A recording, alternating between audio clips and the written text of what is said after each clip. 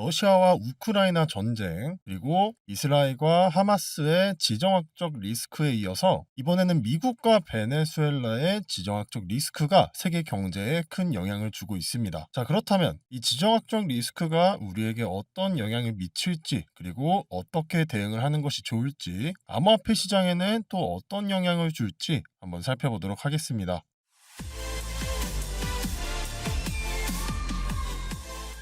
미국이 현지 시간으로 지난 4일 베네수엘라에서 군사작전을 수행했고, 베네수엘라의 대통령인 마두로 대통령과 배우자를 체포해서 이송했다고 밝혔습니다. 자, 이번 작전의 이유는 베네수엘라 정권이 최근에 단순히 반미 정책을 펼쳤기 때문이 아니라 베네수엘라에서 미국으로 계속해서 마약을 공급해왔기 때문에 이것을 처단하기 위함이라고 밝혔습니다. 자, 하지만 이 일이 발생한 이후에 실질적으로 움직이고 있는 것은 바로 유가였죠. 자, 여러분들도 아시다시피 베네수엘라는 전 세계에서 가장 많은 원유가 매장이 되어 있는 나라입니다. 하지만 그에 반해서 원유 수출액은 그렇게 높지 않죠. 자, 하지만 미국이 지금 베네수엘라의 대통령을 납치하고 임시로 베네수엘라를 통치하고 있는 상황에서 이 베네수엘라에 묻혀 있는 수많은 원유들은 미국의 영향을 받지 않을 수가 없습니다.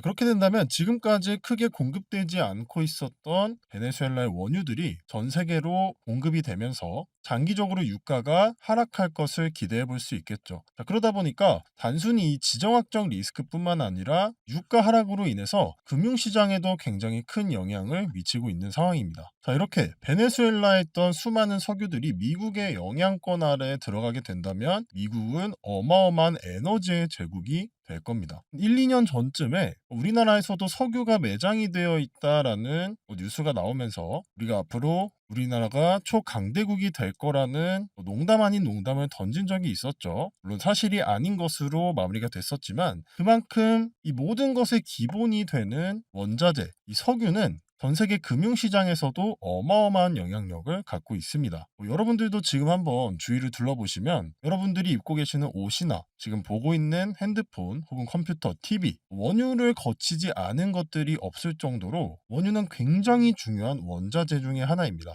그런데 이런 원유가 그 어마어마한 양이 미국의 손으로 들어가게 된다면 단순히 유가 하락뿐만 아니라 어떤 일까지 벌어질까요? 바로 미국이 다시 한번 어마어마한 달러 패권을 가지게 될 겁니다. 그럼 여기에서 우리가 생각해 볼 수 있는 문제는 달러가 그 패권을 강화하게 된다면 원화는 어떻게 될 것인가 생각을 해봤을 때 지금 원화는 굉장히 아슬아슬한 상황에 있어요. 1480원의 고지를 지키기 위해서 대한민국 정부는 어떤 선택을 했습니까? 국민연금과 국고에 있던 외화를 이용해서 환율 방어에 온 힘을 쏟고 있습니다. 쉽게 말하면 지금 현재를 지키기 위해서 미래를 팔고 있는 거예요. 그럼 지금 당장에야 환율 방어를 할 수 있겠지만 장기적인 관점에서 봤을 때는 어떨까요? 달러의 패권은 점점 더 강화될 것이고 국고가 비면 빌수록 원화의 가치는 떨어질 수밖에 없을 겁니다. 쉽게 말하면 우리가 지금 들고 있는 원화가 점점 더 가치가 사라진다는 의미예요.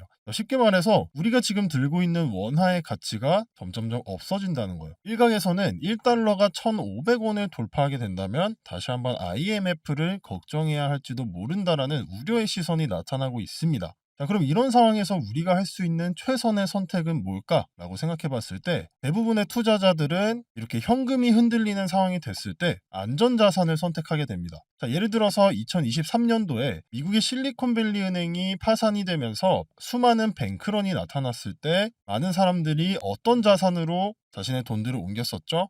바로 비트코인과 금, 이런 안전자산으로 수많은 자금이 옮겨갔습니다. 내가 지금 들고 있는 현금의 가치가 점점 떨어지고 내가 들고 있는 현금이 더 이상 믿을만하지 않다라는 판단이 들었을 때는 결국에 이런 시장으로 자산이 옮겨갈 수밖에 없는 거예요. 자, 그리고 나서 23년도 중순에 뱅크런이 나타나고 나서 비트코인은 급격한 상승을 보였고 반감기라는 호재와 함께 맞물리면서 비트코인은 최고가인 1억 8천만 원 가격대를 돌파했었습니다. 그렇기 때문에 원화의 가치가 떨어지고 있는 상황에서 우리가 할 수 있는 가장 최선의 선택은 바로 자산을 분배시키는 게 되겠죠. 원화로 보유하고 있는 것이 아니라 금이나 은 혹은 암호화폐, 혹은 달러로 교환해서 내 자산을 분산시켜 놓는 것이 가장 좋은 전략일 겁니다. 그렇기 때문에 저희 소통방에 계신 분들을 위해서는 저희가 뭐라고 말씀을 드렸었죠? 바로 이 테더, 안전자산이라고 할 수 있는 스테이블 코인인 테더로 환전하는 것이 현재 가장 좋은 선택이라고 제가 이미 12월 달부터 말씀을 드렸습니다. 현재와 같이 시장에 불확실함이 존재할 때, 그리고 특히 원화 가치가 굉장히 크게 떨어지고 있을 때는 자산을 분배시키면서 이런 스테이블 코인에 투자를 해놓는 것이 가장 좋은 선택이 되겠죠. 그렇기 때문에 저희 소통방에 계신 분들은 현재 이렇게 미리 미래에 다가올 수 있는 위협에 대비하고 있고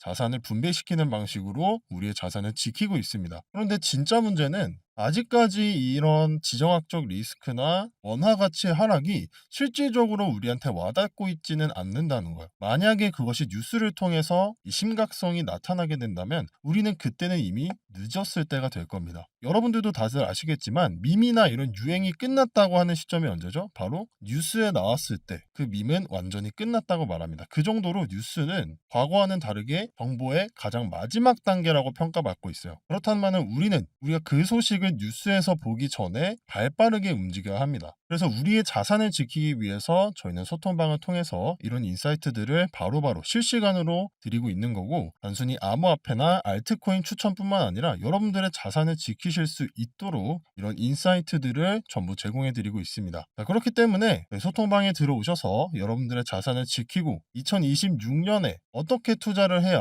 성공적인 투자를 할 수 있는지에 대한 인사이트가 필요하시다면 영상 하단에 있는 링크나 댓글에 있는 링크로 들어오시면 저희 구독자분들만 들어오실 수 있는 소통방 링크를 드릴 겁니다. 자, 그렇기 때문에 이런 인사이트를 실시간으로 받아보고 싶으시다면 영상 하단 설명란이나 댓글창에 있는 링크로 들어와서 문의 남겨주시길 바랍니다. 자, 최근에 알트코인들도 이렇게 20% 정도씩의 상승을 보여주고 있고, 최근에 비트코인 차트를 봤을 때도 이 보라색 박스권 구간 안에서 조금씩 반등을 하는 모습을 보여주고 있습니다. 하지만 지금 시점에서는 지정학적 리스크나 환율에 대한 리스크가 굉장히 크게 작용하고 있기 때문에 자산을 불리는 선택보다는 먼저 자산을 지키면서 그 다음 스텝을 준비해야 할 단계라고 지금 생각을 합니다. 그렇기 때문에 이런 인사이트들을 실시간으로 받고 싶으시다면 링크로 문의 남겨주시길 바라고요. 자, 그러면 이번 영상은 여기서 마쳐보도록 하면서 다음 영상에서도 더 좋은 인사이트로 찾아뵙도록 하겠습니다. 감사합니다.